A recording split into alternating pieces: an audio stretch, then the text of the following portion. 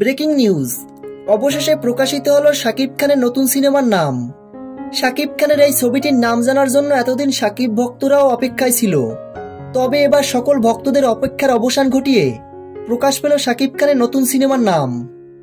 তার আসন্ন ঈদের সিনেমা নিয়ে প্রতিবারই রিউমার ছড়িয়ে পড়ে সোশ্যাল মিডিয়াগুলোতে। সম্প্রতি এমনই একটি পোস্টার প্রকাশ করা হয় সামাজিক যোগাযোগ মাধ্যমে। শাকিব খানের এই নতুন সিনেমার পোস্টারটি প্রকাশের পর বেশ প্রশংসা পাওয়া যাচ্ছে ভক্তদের কাছ থেকে।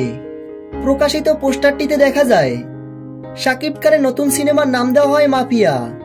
নতুন এক লুকে শাকিব খানকে অসাধারণ লাগছে। প্রকাশিত ছবিটির সাথে নামেরও অনেক মিল পাওয়া গেছে। মেগাস্টার শাকিব খানকে প্রতিবারই প্রতি সিনেমায় নতুন এক লুকে প্রেজেন্ট করা হয়। 90 দশকের এক মাফিয়ার চরিত্রেই দেখা যাবে মেগাস্টার শাকিব খানকে।